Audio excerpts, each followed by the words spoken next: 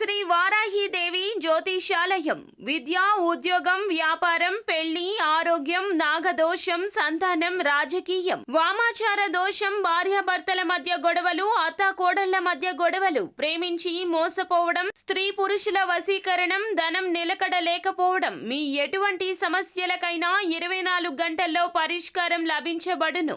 Number 1 వశీకరణ specialist Pandit Pawan Namboodiri, Kerala తాంత్రిక గురువు గారు. Phone number 9043637512.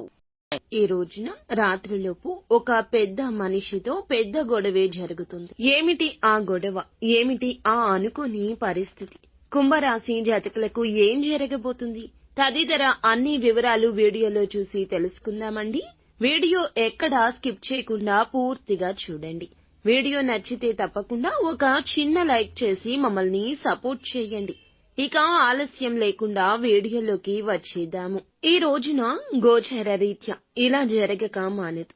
మీరు చెప్పిన మాటలు తప్పుడు భావనలకు దారి తీయొచ్చు. ఒక ఫైల్ లేదా ఆలస్యం లేదా సమాచార లోపం, కమ్యూనికేషన్ గ్యాప్ వల్ల మీ పైన గట్టిగా మాటలు, నిందలు రావచ్చు.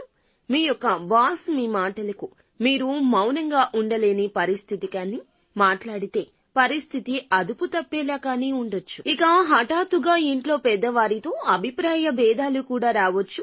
పాత విషయాన్ని తీసుకొచ్చి ఒక పెద్ద మనిషి మీ మీద అసంతృప్తిని వ్యక్తం చేయొచ్చు. మీరు మౌనంగా ఉంటే కూడా అలసత్వంగా చూపినట్లవుతుంది. అది గొడవకు కూడా దారి తీయొచ్చు. మీ వ్యాఖ్యాన్ని తప్పుగా అర్థం చేసుకున్న వ్యక్తి జనం ముందు గట్టిగా మాట్లాడితే, తిడితే మీ ఆత్మ గౌరవానికి గాయం కావచ్చు. మీరు తెలిసిన ఒక పెద్ద సామాజిక స్థాయి వ్యక్తితో ఫోన్ కాల్ లేదా మెసేజ్ ద్వారా అపార్థం కూడా చోటు చేసుకోవచ్చు. ఇక శత్రుగ్రహంగా ఉన్న కుజుడు మిష్ట స్థితిలో ఉండడం వల్ల మీ మాటలపై మీరు నియంత్రణ కోల్పోతారు. అంతగా తప్పు చేయకపోయినా సరే దోషం మీకే అనిపించేలా వాతావరణం మారుతుంది. కొంతకాలంగా మీరు సహిస్తూ వస్తున్న ఒక సమస్య బలంగా ఈ రోజున బహిర్గతం అయ్యే గ్రహ ప్రభావం మీకు చూపిస్తోంది. పరువు నష్టం, ఇతరుల ముందు మీ మాటలు తక్కువ అయిపోతాయి. ఈ రోజు ఆర్థిక సమస్యలు మీపై అనుచితంగా నిందను మోపుతాయి. ఉద్యోగ భద్రతకే ముప్పు కలుగుతుంది. సంబంధాలు విరోధం కావచ్చు. పెద్దవారి మనసు విరగడం వల్ల కూడా కుటుంబ శాంతిని మీరు కోల్పోవచ్చు. ఈ రోజున మీరు తప్పుగా ఉండకపోయినా, ఆలోచించకపోయినా ఎదురు ఎవ్వరికీ మాట్లాడొద్దు. సమాధానం చెప్పే ముందు 10 క్షణాలు అయినా ఖచ్చితంగా ఆలోచించండి. ఆ తరువాతే సమాధానం చెప్పండి.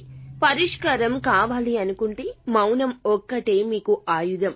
సోషల్ మీడియా మెసేజ్ల్లో స్పందించేటప్పుడు 1కి 2 సార్లు ఖచ్చితంగా చదవండి, వినండి. అప్పుడే దానికి రిప్లై ఇవ్వండి. ఈ రోజున మీరు గోమాతకు ఏదైనా ఆహారాన్ని పెట్టండి.